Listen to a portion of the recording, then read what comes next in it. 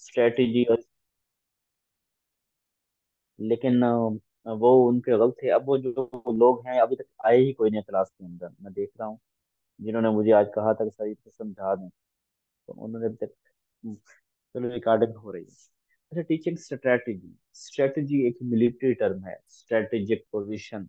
यानी स्ट्रेटेजी एक है कि आपने कोई काम करने से पहले उस काम को करने के लिए जो आप प्लानिंग कर रहे हैं, कि जैसे मैं मिसाल रखता हूँ पहले ही, कि मैंने क्लासरूम के अंदर जाके पढ़ाना है। क्लासरूम में जाके पढ़ाने से पहले, कि कल मैंने बच्चों को ब्लूम टेक्सोनोमी पढ़ानी है, तो मैं पहले बैठ के जो प्लानिंग करूंगा। ये सवाल, अच्छा ये सवाल बाद में देखनी। टीचिंग मैगजिम्स, ये होता है, ये क्या है? टीचिंग मैगजिम तो आई थिंक होता है कि टीचिंग को आसान तरीन तरीके से पढ़ाना। ठीक है, यानी जो आपका लेसन है उसको आसान करके पढ़ाना, उसको बिल्कुल बेसिक से लेके चलना, तो इसे मैगजिम का वर्ड हम यूज कर रहे होते हैं।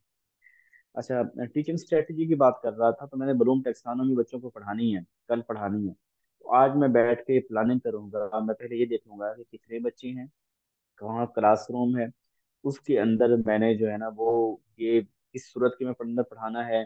प्रेजेंटेशन बना के ले जाऊंगा, व्हाइट बोर्ड पे पढ़ाऊंगा, कोई अपनी जो है वहाँ प्रोजेक्ट लगा वो क्या चीज़ है, और फिर मैंने कौन सा मेथड यूज करना है, क्या लेक्चर मेथड से पढ़ाना है, डिस्कशन से पढ़ाना है, डिमॉन्स्ट्रेशन से पढ़ाना है, मेथड से। मेरे पास जो है वो वहाँ पे एड्स कौन सी होंगे, यानी जो ऑडियो विजुअल एड्स कौन सी होंगी मेरे पास वहाँ पे, उनको देखूंगा। फिर बच्चों को मैंने इंटरेस्टिंग कैसे बनाना है, उनकी अटेंशन को कैसे ग्रैब करना है, उनमें से मैंने कोई दरम्यान में कोई असाइनमेंट लेनी है, कोई उनसे क्विज लेना है, कोई क्वेश्चन आंसर मैंने करने हैं, वो मेरे माइंड के अंदर होंगे। फिर अगर बच्चे नहीं पढ़ना चाहेंगे तो फिर मुझे उसके पास, मेरे पास बी ऑप्शन क्या होगा क्लास को डील करने के लिए। अगर ये जो है ना इतना टाइम हुआ तो इतने टाइम के अंदर मैं इतना कुछ पढ़ा लूंगा, अगर टाइम कम हुआ तो फिर मैं ये वाला पढ़ा लूंगा, जैसे मैं आज आपको कह रहा हूँ। अच्छा, इस तरह की जो चीजें होती हैं, ये टीचिंग स्ट्रेटेजी एक ओवरऑल डिटेल ब्रीफ प्लान है, जिसके अंदर हम हर आने वाली माइक्रो एक्टिविटी को मद्देनजर रख के काम कर रहे होते हैं, कि मैंने कौन सा छोटा छोटा काम जो है मैंने अब पहले करके क्या जाना है, मैंने वहां जाके क्लास शुरू कैसे करनी है, ब्रेन स्टॉर्मिंग कैसे करवानी है, मैंने वहां पे जो है ब्रेन स्टॉर्मिंग के साथ आइस ब्रेकिंग करनी है तो वो कैसे करनी है। हर तरह की एक्टिविटी, हर चीज के बारे में सोच के जाना, ये टीचिंग स्ट्रेटेजी होता है। फिर आगे टीचिंग मेथड की तरफ। टीचिंग मेथड जो है वो एक वैसे मैक्रो टर्म है, बड़ी बड़ी टर्म। मेथड के अंदर होता है कि मैंने कौन से मेथड को यूज करके पढ़ाना है। ये तो अब जो प्लानिंग हो रही है, यानी मेथड भी डिसाइड हो रहा है, टेक्निक सब को डिसाइड मैं स्ट्रेटेजी के अंदर ही कर रहा हूँ। लेकिन जो है टीचिंग मेथड मैंने क्लासरूम में, मैं सोचता हूँ कि ये जो मैंने ब्लूम टैक्सोनॉमी में पढ़ानी है, मैंने लेक्चर मेथड को यूज करते हुए पढ़ानी है, या डिमॉन्स्ट्रेशन या डिस्कशन मेथड से पढ़ानी है। तो ये जो मैंने पहले सोचा, ये जो मैं उस कर रहा हूँ वहाँ पे, यानी जो मैं लेक्चर मेथड ये पढ़ा रहा हूँ, ये मेथड ऑफ टीचिंग है, द वे ऑफ प्रेजेंटेशन, किस तरह इंफॉर्मेशन को प्रेजेंट करती है, इसे हम टीचिंग मेथड बोलते हैं। थर्ड हमारे पास टीचिंग टेक्निक्स। ये मैंने आपको पहले बताया था, कि मैं पहले बताया, आज दोबारा बताता हूँ। देखिए, टीचिंग स्ट्रेटजी और टीचिंग टैक्टिक्स ये आपस में बहने हैं। ठीक है, ये थोड़ा सा माइंड में रखें। टेक्निक, टीचिंग स्ट्रेटजी, स्ट्रेटजी और टैक्टिक्स आपस में रिश्तेदार हैं, और मेथड और टेक्निक आपस में रिश्तेदार हैं। मेथड और टेक्निक, और स्ट्रेटजी और टैक्टिक्स। अब मेथड जो है, इसके अंदर जो चीज हेल्प करती है, यानी मैं लेक्चर मेथड वे पढ़ा रहा हूँ, दरम्यान में मैंने बच्चों का इंटरेस्ट डेवलप करने के लिए तो क्वेश्चन आंसर कर दिया, मैंने फॉर्मेटिव असेसमेंट कर ली ड्यूरिंग पढ़ाते हुए। तो ये जो मेरी असेसमेंट होगी ड्यूरिंग लेक्चर, या मेरा कोई दरम्यान में कोई ना ब्रेनस्टॉर्मिंग की कोई एक्टिविटी मैंने शामिल कर दी, मैंने कोई आइस ब्रेकिंग ब्रेकर शामिल कर दिया, ऐसा कुछ कर दिया जो ड्यूरिंग अपनी उस टीचिंग को, उस मेथड को इंटरेस्टिंग बनाने के लिए, तो ये मेरे टेक्निक्स के अंदर आ जाएगा। ठीक है। अब आ गया टैक्टिक्स। टैक्टिक्स होता है वैसे संभालना, किसी चीज को डील करना, किसी नई आने वाली, अजीब आने वाली सिचुएशन के मुताबिक अपने आप को तैयार कर लेना संभव। तो अब देखिए, मैं बड़ी सारी प्लानिंग करके गया था, बच्चों ने कहा सर ये सीट आज कोई नहीं पढ़ना, सर हम थके बैठे हैं, सर आखिरी लेक्चर आपका है, सर जी आप आज रहने दे, आज उन्हें पढ़ाएं सर, कल पढ़ा दीजिएगा। बच्चे इस तरह की जिद करते हैं क्लास के अंदर। यानी कोई ऐसी सिचुएशन क्रिएट होती है कि अब मैंने जो लेसन प्लानिंग है, मैंने सारी प्लानिंग जो की हुई थी कि आज मैंने इतने टॉपिक पढ़ा देने हैं, बच्चों को पढ़ने का मूड ही कोई नहीं है। अब जबरदस्ती तो मैं नहीं पढ़ा सकता कि बच्चों को लड़ना शुरू कर दूं, नहीं हर सूरत पढ़े। अब जो पढ़ना ही नहीं चाहते तो मैं कैसे पढ़ा सकता हूँ? तो उस सूरत के अंदर मैं क्या करता हूँ कि मैं टैक्टिक्स यूज करता हूँ कि बच्चों को लगे कि मैं जो है ना वो आज हम गपशप कर रहे हैं, और उसके गपशप के अंदर हम मैं पढ़ा लेता हूँ, अपना काम भी करवा लेता हूँ, बच्चों की ख्वाहिश भी पूरी कर देता हूँ। यानी बच्चों के खेल के साथ साथ, जी बिल्कुल फ्रीज ही, आई नो मैं स्क्रीन फ्रीज ही, अभी मैं आपको सिर्फ कंसेप्ट दे रहा हूँ। तो मैं बाद में जो है वो कंसेप्ट के बाद जो है मैं ये क्लियर कर देता हूँ। सिर्फ समझ लें, अभी मेरी बात जो है वो गौर से सुने।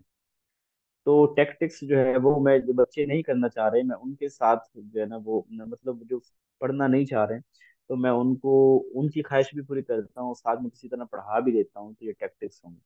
तो अभी ये जो मैंने आपको एक मिसाल की सूरत के अंदर इसे कंसेप्ट किया, अब मैं जो है वो आपके आगे इसको वन बाय वन हम देखते हैं।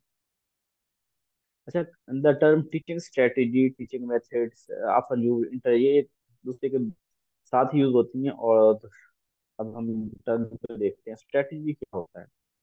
A teaching strategy is a broad plan for how to achieve a specific learning। एक ब्रॉड प्लान है कि हमने अपने ऑब्जेक्टिव को हासिल कर, मेरा मकसद टीचिंग है, और टीचिंग के अंदर मेरा मकसद ये फलां टॉपिक को, फलां चैप्टर को, फलां चीज को पढ़ाना है।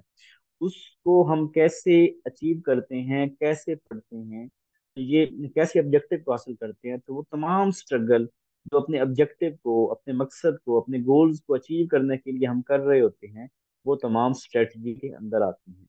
ठीक है। तो ये हम डेलिब्रेट चॉइस है, यानी हम घर बैठ के सोच रहे होते हैं कि हमने क्या क्या कल जाके करना है, क्या पढ़ाना है, कौन कौन से रिसोर्सेज मेरे पास होंगे, कैसे मैंने बच्चों को असेस करना है। ये सारी जो मैं मतलब घर से प्लानिंग करने से लेके क्लासरूम से वापस आने तक, यानी असेसमेंट हो जाए, चाहे वो जो रिसोर्सेज मैं यूज कर रहा हूँ, चाहे मैं जो मेथड यूज कर रहा हूँ, ये सारी चीजें जो है वो बच्चों की लर्निंग को फैसिलिटेट करने वाली सारी काम जो मैं कर रहा हूँ, ये मेरी स्ट्रेटजी के अंदर आएंगे। होप सो आपको इसका थोड़ा पता चल गया होगा। ये आप इसको देख लीजिएगा, मैंने एग्जाम्पल आपको पहले दे दी। Teaching method way of presentation को कहते हैं, किसी चीज को प्रेजेंट करना, किसी चीज को अ, बच्चों को समझाना, उसको हम प्रेजेंटेशन, यानी कौन से मेथड से, किस वेज के जरिए हम बच्चों को पढ़ा रहे हैं, तो वो हमारा टीचिंग मेथड होता है। यानी कौन सा मेथड यूज कर रहे हैं, डिमॉन्स्ट्रेशन है, लेक्चर मेथड है, इंफॉर्मेशन को डिलीवर हम कैसे कर रहे हैं। तो यानी बेसिकली मेथड एक आर्ट है ना, कि हम किस तरह इंफॉर्मेशन डिलीवर करें कि बच्चों को समझ आ जाए, कि उनको ऐसा स्टाइल, जो हमारा प्रेजेंट करने का स्टाइल है, उसे हम मेथड बोल रहे हैं। उसके अलावा inquiry based learning, for example या डेफ instruction teaching method for teaching student about the solar system might be give. अब मैंने सोलर सिस्टम बच्चों को पढ़ाना है, तो मैं उनको लेक्चर मेथड के जरिए पढ़ाऊंगा, या मैं उनको ग्रुप एक्टिविटी के जरिए, भाई हाँ देखो ये सोलर क्या होता है, क्या इस तरह करेंगे। अब आगे टीचिंग टेक्निक, जो मैंने आपको पहले बताया कि जो ये इसको फैसिलिटेट करते हैं, टीचिंग मेथड को फैसिलिटेट करते हैं। तो जो मिसाल के तौर पे मैं पढ़ा रहा हूँ, तो पढ़ाने के दौरान मैं टेक्नोलॉजी का जो यूज किया है टीचिंग के दौरान ही, लेक्चर मेथड से ही पढ़ा रहा हूँ। और लेक्चर मेथड को इंटरेस्टिंग बनाने के लिए मैंने साथ में जो है वो टेक्नोलॉजी का इस्तेमाल किया है। मैंने बच्चों को इंगेज करने के लिए कोई क्वेश्चन आंसर कर दिए हैं। तो ये सारी चीजें, यानी उस जो सपोर्ट कर रही होंगी टीचिंग मेथड को, यानी जो मेरे मेथड को इंटरेस्टिंग बना रही होंगी। मैं ऐसे में कुछ स्टोरी टेलिंग का अंदाजा स्टार्ट कर लेता हूँ, साथ में कुछ जोक सुना देता हूँ बच्चों को, कहीं पे किसी को बदतमीजी कर रहा है तो उसके रवैये को ठीक करने के लिए थोड़ी सी डांट डपट कर देता हूँ। ये सारी क्या चीजें हैं, ये टेक्निक्स के अंदर आ जाएंगी। ठीक है। कहीं पे इसको फोल्डिंग कर देता हूँ समझाने के लिए। तो ये सारी चीजें हैं। फिर टीचिंग टैक्टिक्स मैंने कहा था कि ये आती हैं, उसके साथ टीचिंग स्ट्रेटेजी के साथ हम सोच रहे होते हैं कि उसको, स्ट्रेटेजी मेरी ओवरऑल गोल को अचीव करना था, ऑब्जेक्टिव ऑब्जेक्टिव को अचीव करने के लिए मुझे, यानी कि बच्चे पढ़ना नहीं चाहते, तो मैं उनको जो है ना वो खेल खेल में पढ़ा देता हूँ, या कोई ऐसी टेक्निक यूज करके क्लासरूम को मैनेज करता हूँ, उनकी फॉर्मेट असेसमेंट कर लेता हूँ। और मुझे अपने गोल को अचीव करने के लिए जो कोशिश करनी है, वो स्ट्रेटेजी के साथ, स्ट्रेटेजी को अचीव करने के लिए जो काम होगा वो टैक्टिक्स होगा, और मेथड को बेहतर करने के लिए जो काम होगा टेक्निक होगा। ये लेक्चर, अच्छा ये वाली किसी को कोई मसला है जरा मुझे बता दीजिए, कि कोई ऐसा बंदा जिसको अभी तक स्ट्रेटजी, टेक्निक्स, टैक्टिक्स और मेथड की समझ ना आई हो। सर ये लास्ट वर्ड दोबारा एक्सप्लेन कर दें। अच्छा, टैक्टिक्स देना। टैक्टिक, पहली जी बात याद सर। रखें, टैक्टिक्स किसकी रिश्तेदार है? ये रिश्तेदार है स्ट्रेटजी। ठीक है, यानी स्ट्रेटजी जो है उसकी रिश्तेदार टैक्टिक है, और टेक्निक रिश्तेदार थी उसकी मेथड। अब मैंने कहा कि मैं पूरी प्लानिंग मैंने की घर बैठ के, कि मैंने कहा ये पढ़ाना है, ये मेरे ऑब्जेक्टिव में वो ये गोल अचीव करना है। ये वलूम टैक्सोनॉमी कल बच्चों को ना बिल्कुल ऐसे जबरदस्त आनी चाहिए, मेरा गोल है। मैंने सारी इसकी प्लानिंग भी कर, लेसन प्लानिंग भी कर ली। मैंने सोच भी लिया मेथड के जरिए मैंने पढ़ाना है जाके। मैंने क्या, ये सारी मैंने घर बैठ के जो चीजें जो सोच सकता था मैंने कर दी। अब क्लासरूम के अंदर गया हूँ, अब तो बच्चे पढ़ना नहीं चाह रहे, क्लासरूम डिस्टर्ब है, या कोई बच्चे चले गए हैं, ये मतलब ऐसी सिचुएशन, ऐसी अनएक्सपेक्टेड सिचुएशन क्रिएट हो गई है कि जो मेरे राह के अंदर रुकावट है, मेरे गोल्स को अचीव करने में मेरे रास्ते के अंदर रुकावट है। यानी मुझे अपने गोल में अचीव नहीं कर पा रहा, या बच्चे आज पढ़ना नहीं चाहते, या कुछ बच्चे छुट्टी भी हैं, या कोई ऐसी ऐसा मसला बन गया कि मुझे अपने गोल को भी अचीव करना है, गोल को अचीव नहीं। अब ऐसी सूरत के अंदर मैं क्या, मुझे क्लासरूम को मैनेज कैसे करना है, किस तरह मैं बच्चों को, मैं कहता हूँ चलो बच्चे ठीक है, आज हम जो है ना वो खेल खेल में करते हैं, तो हम खेल खेल में मैं बच्चों को कुछ चीज समझा देता हूँ, उसकी एग्जाम्पल उस तरह। यानी आप अपने गोल को अचीव करने के लिए अपनी पूरी मेथड, टीचिंग मेथड, अपनी टेक्निक, अपनी सारी प्लानिंग को चेंज करना, उसको ऑप्शन जैसे बी कह सकते हैं को इस्तेमाल करना। मकसद है गोल को अचीव करना, और गोल को अचीव करने के रास्ते में जो रुकावटें हैं उनको टैकल करना, उनको टैक्टिक्स करना, उसको टैक्टिक्स बोलते हैं। यानी गोल को अचीव करने के जो मसले हैं उनको दूर करना, और वो अपना ऑब्जेक्टिव अचीव करना, जो स्ट्रेटेजी के टाइम हमने प्लानिंग की थी उन प्लानिंग को अचीव करना, ये हमारा टैक्टिक्स में आता है। सबसे ब्रॉडर टर्म है वो ये है, स्ट्रेटजी है। ठीक है, और जो क्योंकि सारा कुछ उसके अंदर सोच रहे होते हैं ना, स्ट्रेटजी के अंदर ही शुरू से लेकर एंड तक की प्लानिंग कर रहे होते हैं। फिर उसके बाद टीचिंग मेथड है, फिर टेक्निक्स है, सबसे स्मॉलर टर्म जो है वो टैक्टिक बोली जाती है, कि हमने उस सिचुएशन को संभालना कैसे है। अस्सलाम वालेकुम। जी, वालेकुम अस्सलाम। सर सर ये ये डेफिनेशन में तो सर ये चीज समझ आ गई, स्ट्रेटजी और टैक्टिक्स। वो टैक्टिक्स किस तरह से इस्तेमाल करेंगे, मतलब कि वो कौन सी ऐसी चीज यूज करेंगे कि हम अपना गोल भी अचीव कर लें। जाहिर सी बात है, अगर बच्चे नहीं पढ़ रहे तो हम कौन सी ऐसी चीज इस्तेमाल करें। ये मेरा एक सर जनरल जी जी क्वेश्चन हो बिल्कुल। गया सर। हाँ, मैं जनरल, एक मिनट मैडम आ रही है, मैं बाद में आपके सवाल लेता हूँ। जी इरफान जी। साहब ने ये पूछा कि कौन सा हम देखिए, कोई इसके लिए प्रॉपर मेथड कोई नहीं है। अब उस गोल को अचीव करने के लिए कोई प्रॉपर ये नहीं कि फलां मेथड दो। अब इसको ये टैक्टिक है ना, जैसे कहते हैं इस पे कोई टैक्टिक यूज करो, टैक्टिक मतलब कोई गोर इस्तेमाल करो। ये आपकी उस वक्त की गोर इस्तेमाल करना आपकी इंटेलिजेंस होगी, कि आप इंटेलिजेंस के जरिए, जैसे मैं कहता चलो बच्चे ठीक है हम खेलते हैं, और खेलते हुए मैं बच्चों को साथ साथ जो है ना वो चीजें बता देता हूँ, यानी ऐसी सिनेरियो क्रिएट कर देता हूँ कि उन बच्चों को मैं वो लेसन भी पढ़ा दूँ, वो जो मेरे गोल थे, ऑब्जेक्टिव थे, वो भी किसी तरह पढ़ा दूँ, और मैं अपने बच्चों को भी राजी करूँ, यानी बच्चों को खुश करना है। और साथ के अंदर कोई ऐसी टैक्टिक यूज करना, इसका कोई परमानेंट कोई प्रॉपर मेथड नहीं है टैक्टिक के अंदर। जी अ, मैडम भाई।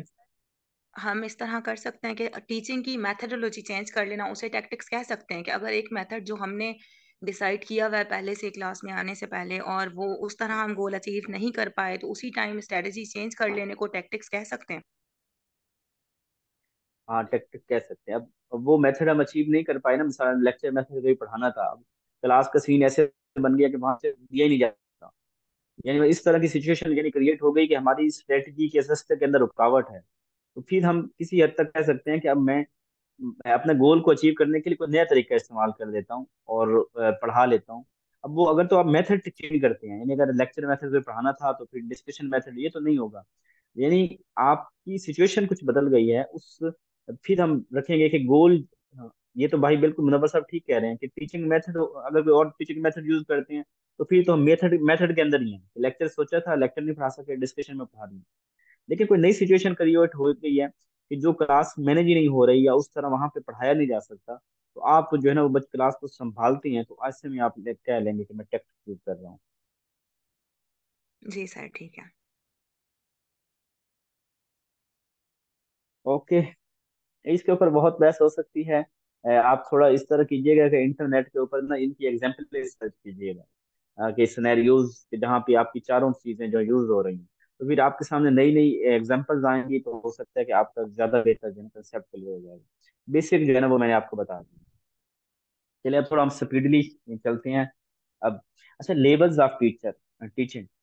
टीचिंग के तीन लेवल होते हैं, ठीक है। एक होता है मेमोरी लेवल, एक होता है अंडरस्टैंडिंग लेवल, और एक होता है रिफ्लेक्टिव लेवल। मैं यहाँ पे सिर्फ आपको वन बाय वन स्लाइड का कंटेंट नहीं पढ़ूंगा, जस्ट मैं यहीं पे आपको कंसेप्ट दे रहा हूँ, और आप लोगों ने इसको जो है वो मेरी आवाज को सुन के ही जो बात आपने क्लियर करनी है वो करनी है। मेमोरी लेवल क्या होता है कि जिसके अंदर आप कोई चीज याद कर रहे हैं ना, तो रट्टा लगाना जैसे कहते हैं, कि आपने बस चीज को याद कर लिया है, आपने नहीं सोचा कि इसके अंदर क्या बात है क्या नहीं है। जैसे हम कुरान पाक को हिफ्ज करते हैं, तो हम उसको कुरान पाक को और ये को पढ़ लेते हैं, अब हमें नहीं पता उसका मतलब क्या, उसकी डीप अंडरस्टैंडिंग क्या है, ये क्या बात यहाँ पे हो रही है। यानी उस चीज को आपको जो है ना वो बस थॉट लेस है, आप उसके ऊपर कुछ ज्यादा जो है वो नहीं पॉन्डर करते, बस घुरटा लगा लेते हैं, फिर निकाल कर देते हैं, जब आपसे सुना जाए आप सुना लेते हैं। तो ऐसा नॉलेज जो है ना, इसकी रिटेंशन रेट कम होता है। और इसका ये तब जरूरी, इसका फायदा भी है। फायदा ये है, मिसाल के तौर पे कल आपका पेपर है, अब आपका कल पेपर है और आप आज बैठते हैं कि मैंने आज रियलिज्म के कंसेप्ट को कंप्लीट समझना ही समझना है। अब अगर आप रियलिज्म के कंसेप्ट को समझने लग जाएंगे तो कल पेपर कैसे देंगे आप? आपको तो अब चाहिए कि चीजों को गो थ्रू करें, बस चीजों को नॉलेज लेवल पे देखें कि कल आप पेपर अच्छी तरह कर सकें।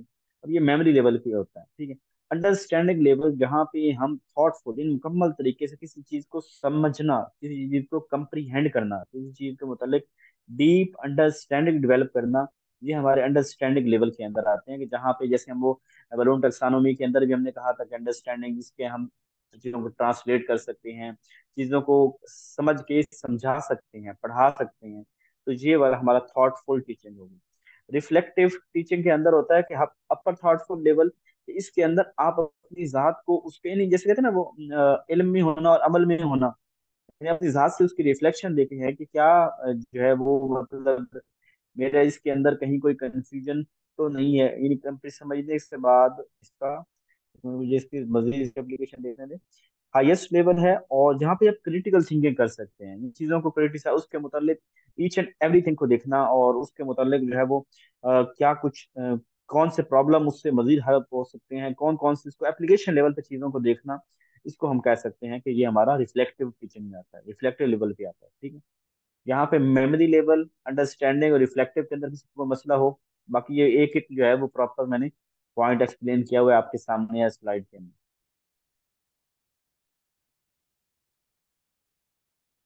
ये आगे चलूं? जी सर। ओके जी।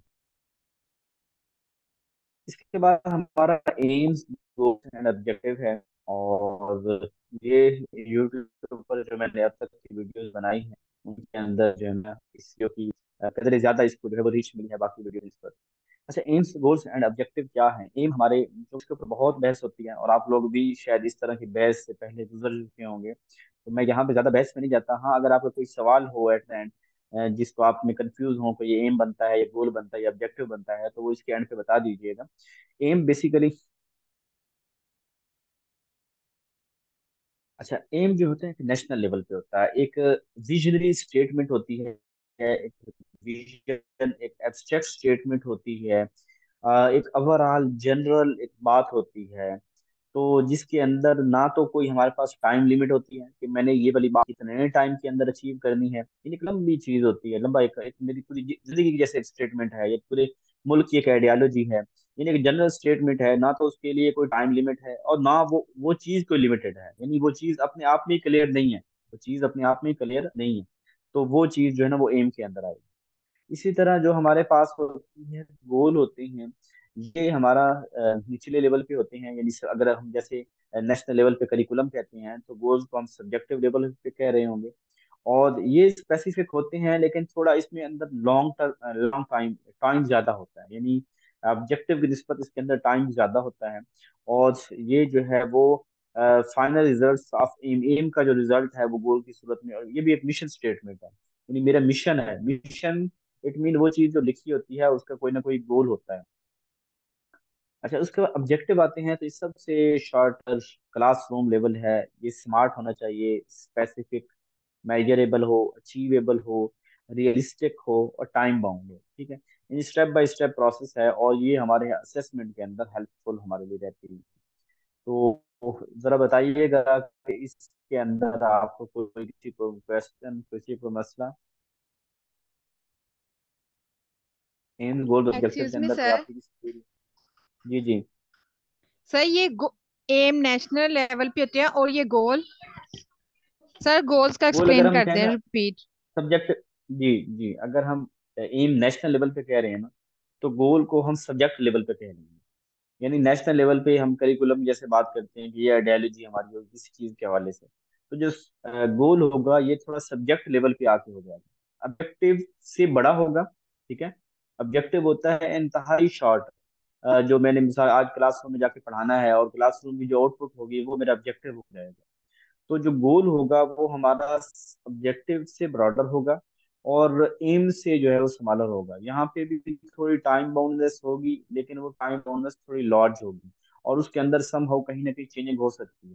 यानी मिसाल के तौर पे कि मैंने स्कूल बनाया है और स्कूल की मैंने एक मिशन स्टेटमेंट दी है कि ये स्कूल जो है वो हम अगले साल जो है वो बोर्ड के अंदर पोजीशन, यानी ये तो थोड़ी एम के अंदर आ जाएगा। यानी कोई स्पेसिफिक टर्म के हमने जो है ना वो इतना अपना टारगेट पूरा करना है और ये करिकुलम हमने ये ना 1 साल के अंदर बच्चों को पढ़ाना है, ये हमारी आ जाएगी, गोल के अंदर आ जाएगी। तो सर इसकी ऑब्जेक्टिव जो एक दिन का एग्जांपल काम। ऐसे भी है, जैसे अगर क्लासरूम में हमने किसी बच्चे को चुप करवाना है टीचर ने, तो क्या उसे कहते हैं, अगर मुख्तलिफ वो तकनीक इख्तियार करेगी कि बच्चे खामोश हो जाए, और अगर वो इस टीचर कामयाब हो जाती है तो वो उसके ऑब्जेक्टिव, बच्चों के ऑब्जेक्टिव हो गए और टीचर का गोल्स हो गया। सर ऐसे है। बच्चों का ऑब्जेक्टिव और टीचर का गोल, अब ये एक शॉर्ट टर्म एक्टिविटी थी कि मैं क्लासरूम में पढ़ा रहा हूँ बच्चों के उनको मैनेज कर देता हूँ, बच्चों को कंट्रोल करता हूँ, तो ये तो ऑब्जेक्टिव के अंदर आएगा, गोल तो नहीं होगा। ये एक दिन की एक थोड़े लम्हे की एक्टिविटी है और टाइम बाउंड थी कि मैंने टाइम के अंदर स्पेसिफिक था, रियलिस्ट था। तो यहाँ पे स्मार्ट की चीजें सारी पूरा कर रही है तो ऑब्जेक्टिव होगा। सर सर ये एसएलओज हमारे ये ऑब्जेक्टिव में नहीं आ जाएंगे? हाँ जी, ऑब्जेक्टिव के ये अंदर आएंगे। एसएलओज आ जाएंगे ना सर इसमें ऑब्जेक्टिव में? जी जी, जी ऑब्जेक्टिव में आएंगे। हाँ, जैसे नेशनल लेवल पे वो हमारे एम हो गया, उसके बाद सब्जेक्ट लेवल पे अगर हम आ जाते हैं तो फिर हमारा एम हो जाता है, और ऑब्जेक्टिव जो है एसएलओज हमारे हो सब्जेक्ट, जाते हैं। जी सब्जेक्ट लेवल पे गोल और एसएलओज या टॉपिक्स जो हमने स्पेसिफिक क्लास में पढ़ाना है, तो वो हमारे जी सर, इसके अंदर आ गए। सिंपली सर ये चीज। लेसन प्लानिंग, लेसन प्लानिंग क्योंकि आप उस दिन को करने के लिए कर रहे हैं तो ऑब्जेक्टिव होगा आपका। ठीक है, यानी मैंने ये लेसन प्लानिंग किया कि इतने टाइम में यानी ये पढ़ा के ये मैंने बच्चों को सिखा लेना है, तो लेसन प्लानिंग बेसिकली एसएलओज ही है ना। जो हमने पढ़ाने, स्टूडेंट लर्निंग आउटकम ये चीजें हमने पढ़ानी है उसके मुतालिक हम एसएलओ सेट कर रहे हैं। सर स्कीम ऑफ स्टडी को हम कह सकते हैं गोल्स, स्कीम ऑफ स्टडीज वो हम एक सेमेस्टर के लिए बना रहे हैं, स्कीम ऑफ स्टडीज या एक टर्म के लिए जी कंप्लीट। वो गोल होंगे, जी जी गोल होंगे, वो गोल होंगे। सर ठीक ठीक है जी, फेजेस ऑफ एजुकेशन की बात करते हैं। 3 फेजेस होते हैं एजुकेशन के अंदर, एक प्री एक्टिव, इंटर एक्टिव और post active. Pre active phase वो होता है जो प्लानिंग के अंदर होता है, टीचर क्लासरूम में जाने से पहले जो प्लानिंग कर रहा होता है कि मुझे बच्चों को क्या क्या पढ़ाना है। प्लानिंग का जो फेज होगा कि एक्चुअल सिनेरियो को मैंने कैसे डील करना है, कौन सा सब्जेक्ट मैंने पढ़ाना है, कौन सा मेथड होगा, क्या स्ट्रेटेजी होगी, इन क्लासरूम में जाने से पहले जो चीजें डिसीजन ले रहे होते हैं वो प्री एक्टिव फेज होता है। दूसरा फेज हमारे पास आता है वो है इंटरएक्टिव फेज। इंटरएक्टिव फेज के अंदर होता है कि जब क्लास में चला गया हूँ और बच्चों के साथ जो डिस्कशन हो रही है, यानी बच्चों को जो मैं पढ़ा रहा हूँ, जो चीजें यानी क्लासरूम के अंदर जो चीजें चल रही हैं बच्चों और मेरे दरमियान जो चीजें चल रही हैं, मेरा पढ़ाना, बच्चों का सुनना, उनका सीखना, उनका इंटरेस्ट डेवलप होना, सारी चीजें इंटरएक्टिव फेज के अंदर आई। Post active phase third phase है जिसके अंदर मैं एवेलुएट करता हूँ कि जो मैं पढ़ाना चाह रहा था, मैंने जो मैंने पिछली दोनों चीजों को देख रहे हैं क्योंकि मैंने अपनी प्लानिंग के मुताबिक बच्चों को पढ़ा लिया है और पढ़ाने के बाद बच्चों का बिहेवियर क्या चेंज हुआ है, बच्चों की तरफ से फीडबैक क्या आ रहा है। ठीक है, और बच्चे जो है ना वो टीचिंग स्टेट टेस्टिंग, जी। तो यानी जो मैंने काम किया है उस काम को करने के बाद मुझे मैं इसको एवेल्युएट जो कर रहा हूँ, वो यहाँ पोस्ट एक्टिव के अंदर हम देख रहे हैं, फीडबैक लेना, उनको टेस्ट करना, जो हमने पढ़ाया उसको बोलते हैं। जी, इसके अंदर है कोई मसला जो हमारा active, pre active, post active और इंटरेक्टिव में? No sir. अस्सलाम ओके। वालेकुम सर, जरा दोबारा बता दीजिएगा, मैंने ज्वाइन अभी किया है। क्लास 9 बजे नहीं होनी थी आप सर?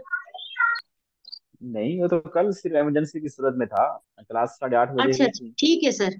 ठीक है, आप कंटिन्यू करें तो आगे। ये रिकॉर्डिंग मैंने कर दी है, और आप जो है ना वो देख लीजिए, मिल जाएगी आपको। सर इसमें रिफ्लेक्शन भी आ जाता है क्या सर पोस्ट में? वो रिफ्लेक्टिव मेथड हमारा अलग है, लेकिन यहाँ रिफ्लेक्शन तो हो गई ना, जब हम बच्चों से फीडबैक ले रहे हैं और खुद को भी देख रहे हैं कि क्या जो मैं अचीव करना चाहता था वो मैंने अचीव किया कि नहीं किया, जो मैं बिहेवियर चेंज करना चाहता बच्चों को किया कि नहीं। रिफ्लेक्टिव डेफिनेटली इसके अंदर आ जाएगी, रिफ्लेक्शन आ जाएगी। जी। जी सर, वो last in they post post हाँ एक्टिव फेज में आ जाएगी ना जी, रिफ्लेक्शन? पोस्ट में आ जाएगी जी। जी जी सर। अच्छा, इसके बाद आ जाते हैं टाइप्स ऑफ एजुकेशन। इसको टाइप भी बोलते हैं, और बहुत सी जगह पे इसको मोड्स ऑफ एजुकेशन की बात भी की गई है, ठीक है। ये सवाल पूछा है, टेस्टिंग डिवाइसेस क्या है? अब टेस्टिंग डिवाइसेस ये होते हैं जिसके टेस्ट लेते हैं। ये कुछ प्रॉपर तो मुझे नहीं है अब, ये टेस्टिंग डिवाइस से मुराद क्या है यहाँ पे। अच्छा, टाइप्स ऑफ एजुकेशन और मोड्स ऑफ एजुकेशन। हमारे पास तीन, इसको मोड भी बोलते हैं, टाइप भी बोलते हैं, फॉर्मल, इनफॉर्मल और नॉन फॉर्मल। फॉर्मल एजुकेशन वो होती है कि जो हम किसी भी इदारे के अंदर प्रॉपर जो है वो ले रहे होते हैं, जिसके अंदर जैसे मैं स्कूल में, कॉलेज में पढ़ना पढ़ाना के एक प्रॉपर टाइम होता है, प्रॉपर यूनिफॉर्म होती है, प्रॉपर उसके गोल्स, एम्स, ऑब्जेक्टिव क्लियर होती हैं। एक हायरार्किकल स्ट्रक्चर होता है, प्रिंसिपल है, फिर नीचे फलां है, जो और उसके हर लेसन लेसन प्लानिंग होना, प्रॉपर उसका पेपर होती है एट द एंड, उसके लिए प्रॉपर करिकुलम डिफाइन किया गया हुआ है, और स्ट्रक्चर है, सुपरविजन का स्ट्रक्चर है। ये सारी चीजें जहाँ पे थोड़े रिजिड रूल्स एंड रेगुलेशन हो, फॉर्मल में आता है। और ये आप डिटेल में पढ़ लीजिएगा, मैंने इस टॉपिक के ऊपर बहुत काम किया हुआ है, और ये मैंने इसके ना पॉइंट्स काफी लिखे हैं फॉर्मल के। तो आप जब ये सारी स्लाइड पढ़ेंगे तो आपको समझ आ जाएगा। नॉन फॉर्मल एजुकेशन आ जाएगा, इसको हम डिस्टेंस लर्निंग एजुकेशन बोलते हैं। यानी ये वो है कि जब किसी का, जैसे हम अलामा इकबाल, अब तो अलामा इकबाल की काफी चीजें जो है, जैसे वर्कशॉप है, ये चीजें तो यहाँ पे रूल्स रेगुलेशन आ जाएंगे। अब अल्लामा इकबाल की काफी चीजें भी जो है ना वो फॉर्मल में आती हैं। नॉन फॉर्मल वो होता है डिस्टेंस लर्निंग है, आपके पास फ्लेक्सिबल टाइम है, जब चाहे, जैसे ना खत्तो किताबत के जरिए, तो फ्लेक्सिबल टाइम है आपके पास कि आप किताबें जब मर्जी गो थ्रू कर लें, देख लें, आपको कोई यूनिफॉर्म नहीं पहननी, आपके ऊपर कोई हायरार्किकल स्ट्रक्चर नहीं है कि जो आपको जो है ना वो तंग करने वाले या इस तरह पूछने वाले हों। तो वो नॉन फॉर्मल होती है।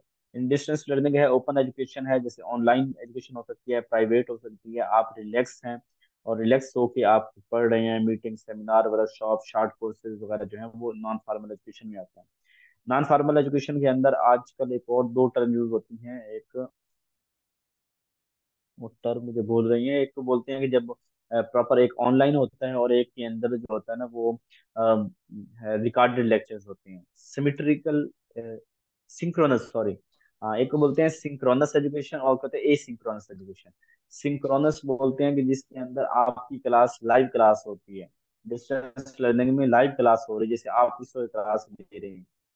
तो एसिंक्रोनस होते हैं जिसके अंदर रिकॉर्डिंग मिल जाती है, ठीक है। तो ये, इसको देख लीजिएगा। फिर आ जाते हैं इनफॉर्मल एजुकेशन। इनफॉर्मल एजुकेशन वो होते हैं जो सारी जिंदगी हमारी चलती रहती है, और ये स्पॉन्टेनियस होती है, family teaching and type of study है, जो हम कहीं से भी सीखते हैं। टीवी देख लिया हमने, अपने वालिदैन से सीख लिया, जिन सोसाइटी में किसी से भी हमने सीख लिया, कहीं से भी हमने कुछ सीखा, तो वो इनफॉर्मल एजुकेशन के अंदर आता है। मैंने इसके ऊपर काफी कुछ लिखा हुआ है, आप इनको पढ़ लीजिएगा। किसी भी लाइन की, किसी चीज की समझ ना आए तो आप जो है वो बाद में इसको पूछ लीजिएगा कि फलां चीज है, इसकी मैंने सवाल भी एट द एंड। तो ये मतलब हमारा बेसिक एजुकेशन का जो चैप्टर है, जो 24 डेट का कंटेंट है, वो हमने कंप्लीट कर लिया। आज के लेसन के अंदर अभी कोई सवाल है तो फौरी बता दें, नहीं तो हम साथ में अगला स्टार्ट करते हैं। सर करें स्टार्ट में? जी जी। सर ये सिंपोजियम हो गया, कॉन्फ्रेंस हो गई, वर्कशॉप्स वगैरह हो गए, या इसके रिलेटेड और भी मीटिंग्स वगैरह, ये किस एजुकेशन में आ जाएंगी? ये ज्यादा नॉन फॉर्मल एजुकेशन में आती है। जो ये सब एक नॉन मिसाल के फॉर्मल तौर, एक एजुकेशन? दिन की नॉन फॉर्मल, एक दिन की एक्टिविटी है ना, एक दिन की वर्कशॉप है, तो वर्कशॉप का पोस्टपोन कर सकते हैं। यानी कि मिसाल के तौर पे एक वर्कशॉप मेरी है तो वो बोर्ड ने तो अरेंज नहीं की, यानी वो तो नहीं है कि वर्कशॉप मिस होगी तो मैं जो है ना वो पूरे साल मेरा ज़ाया हो गया, यानी मेरा कोई बड़ा नुकसान तो नहीं होता उसके वर्कशॉप के ज़ाया होने से, सेमिनार के मिस होने से। तो यहाँ पे हमारा पूरे साल का ज़ाया ना हो रहा हो तो वो नॉन फार्मल में आती है। जहाँ हमारा पूरा साल ज़ाया हो रहा हो ना किसी चीज़ को फॉलो ना करने से, एग्जाम नहीं देता, प्रॉपर एग्जाम सिस्टम होता है, तो वो फार्मल होता है। जहाँ एग्जाम सिस्टम प्रॉपर नहीं होता वो इनफॉर्मल में, नॉन फार्मल में आ जाता है। तो इन चीज़ों से हमारे को बड़ा लॉस नहीं होता और ये चीज़ें चेंज भी हो सकती हैं, तो इसलिए हम इसको नॉन फार्मल बोलेंगे। सर ये जो वोकेशनल ट्रेनिंग होती है ये किस में आती है? ये वोकेशनल ट्रेनिंग जो है वो, क्योंकि ये हमने ये देखना है कि अगर हम किसी इदारे के अंदर जैसे कैवटा के इंस्टीट्यूट हैं और वहाँ पे आप जाके प्रॉपर ट्रेनिंग ले रहे हैं, सुबह आपका रूल्स एंड रेगुलेशन है, यूनिफॉर्म भी पहननी है और टाइम पे जाना है और उसका प्रॉपर इम्तिहान होना है, तो फिर तो ये फॉर्मल में आ गया। अब कैवटा की जहरी वोकेशनल ये चीजें जो हैं वो हमारे टेक्निकल स्किल्स के अंदर आ रही हैं। तो हम यहाँ पे स्किल्स नहीं, हम तो यहाँ बात कर रहे हैं कि रूल्स रेगुलेशन क्या है। अगर आप वहाँ रूल कोई नहीं, मर्जी से जाएं मर्जी से आए, चाहे तो सीख लें चाहे तो ना सीखें, कोई प्रॉपर इम्तिहान कोई नहीं है, अब इस तरह की चीजें हैं, तो उसको तो हम नॉन फॉर्मल कह लेंगे कि यहाँ पे जो है ना फ्लेक्सिबल टाइम है, अपनी मर्जी से जाना है अपनी मर्जी से आना है, और एक चीज सीख के हमने जब दिल करे सीख लेनी है, जब दिल करे नहीं सीखनी। तो प्रॉपर कोई इम्तिहान का शेड्यूल नहीं है इतना सख्त। इस तरह की चीजें को हम नॉन फॉर्मल में काउंट कर लेंगे।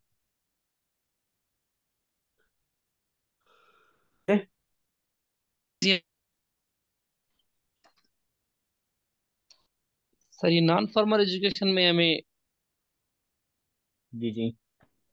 हाँ जी सर, इसमें डिग्री अलाट इसमें भी तो सर मतलब होती है नॉन फॉर्मल एजुकेशन में। हाँ डिग्री होती है, बस ये है कि चीज़ें फ्लेक्सिबल होती हैं, डिग्री होती है इसके अंदर भी, लेकिन ये है कि यहाँ वो इतनी सख्ती नहीं होती। मिसाल के तौर पे मैं टाइम पे जाना मेरा कोई नहीं है, 8 से लेके 2 बजे तक इस तरह जाना कोई नहीं है, यूनिफॉर्म मेरी कोई नहीं है, तो वो हम नॉन फॉर्मल में कह लेंगे।